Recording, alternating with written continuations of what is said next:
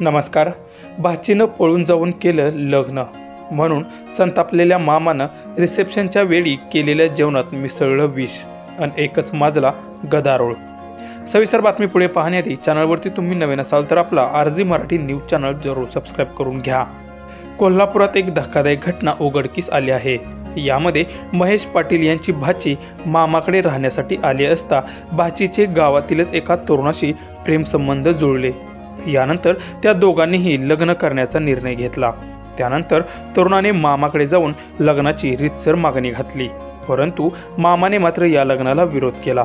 त्यामुळे भाचीने आणि तिच्या प्रियकराने पळून जाऊन लग्न केलं. याचा राग मामाला चांगलाच आला. भाचीने पळून जाऊन लग्न केलं त्यामुळे आपली गावात नाचक्की झाली याचा संताप मामाला आल्यामुळे मामा भाचीच्या रिसेप्शनच्या वेळी केलेल्या जेवणात विष मिसळत होता. परंतु ही गोष्ट आचार्याच्या लक्षात आल्यानंतर आचार्याने मामाला तिथून हाकललं. त्यामध्येच त्या दोघांचीही तिथेच थोडी झटापट झाली. त्यानंतर मामाने तिथून पळ काढला.